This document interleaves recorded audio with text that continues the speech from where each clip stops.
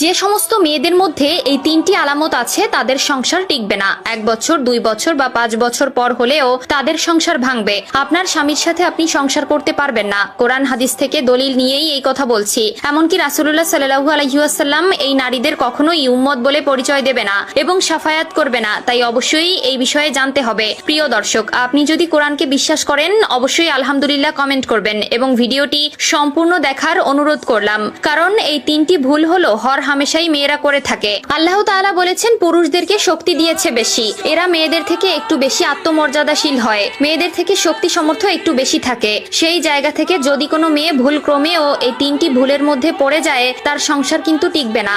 Divorce এখন একটি ফ্যাশনে পরিণত হয়েছে। যেই বৈঠকে বিয়ে সেই বৈঠকে ডিভোর্স দিতে তাদের অন্তরে বাঁধে না। অনেক নারীদের তো বিয়ে একটা ব্যবসা মাত্র।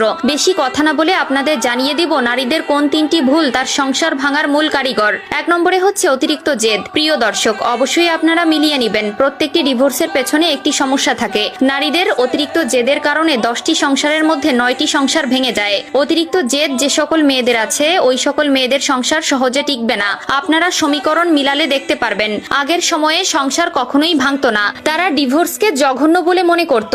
মোহরানার জন্য আজকাল বিয়ে ও ডিভোর্স ব্যবসায় পরিণত হয়েছে। সুতরাং সাবধান, অতিরিক্ত জেদ মেয়েদের জন্য ভালো কিছু নয়। 2 নম্বরে যে ভুলটি মেয়েরা সবসময় করে থাকে সেটি হলো স্বামীর সাথে তর্ক করা। পুরুষ কখনো তর্ক পছন্দ করে না। তারা চায় তারা যা বলবে তাদের স্ত্রী সেটাই শুনবে, তারা যেভাবে চালাবে সেভাবেই চলতে হবে। যদি কোনো মেয়ে স্বামীর সাথে তর্ক করে বেড়ায় বুঝতে হবে ওই মেয়ের সংসার কখনোই টিকবে না। আম্মাজান আয়েশা রাদিয়াল্লাহু তাআলা আনহু বিশ্বনবীর ব্যাপারে বলেছেন, রাসূলুল্লাহ সাল্লাল্লাহু আলাইহি ওয়াসাল্লামের কখন কি প্রয়োজন হতো সেটা তিনি বলার আগেই আমি বুঝে নিতাম। সুবহানাল্লাহ। স্ত্রীদের হতে হবে নমনীয়, ভদ্র এবং লাজুক প্রকৃতির। কিন্তু এখনকার মেয়েরা স্বামীকে স্বামী বলে মূল্যায়ন তো করেই না, বরং নিজেকে সত্য প্রমাণিত করতে স্বামীর সঙ্গে তর্কে জড়িয়ে যায় এবং একসময় সেই তর্ক বিবাহ বিচ্ছেদ পর্যন্ত ঘটাতে পারে। 3 নম্বর বিষয়টি সামাজিক পর্যায়ের। আপনারা সকলেই জানেন 3 নম্বর কারণটি হলো বাবার বাড়ির কুপরামর্শ।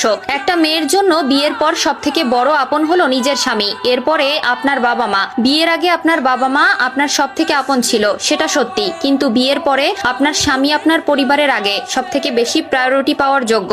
এজন্য বাবা মায়ের কথা শুনে আপনি যদি আপনার সংসারে স্বামীর সাথে দুর্ব্যবহার করেন আপনার সংসার টিকবে না। হযরত আসিয়া রাদিয়াল্লাহু তাআলা আনহু ফিরাউনের ঘরে সংসার করেছেন, আজীবন তার সাথে থেকেছেন, তাকে ছেড়ে যায়নি। ফিরাউনের থেকে আপনার স্বামী তো খারাপ হয়ে যায়নি। সুতরাং আমাদের প্রত্যেক মা বোনদেরকে আসিয়া রাদিয়াল্লাহু তাআলা আনহুর মতো ধৈর্যশীল হওয়ার তৌফিক দিক। প্রিয় মা ও বোনেরা, অবশ্যই আপনাদের ভেতরে এই 3টি লক্ষণ থাকলে সেটা আজ থেকে ত্যাগ করার চেষ্টা করুন এবং পরিপূর্ণভাবে ত্যাগ করে ফেলুন।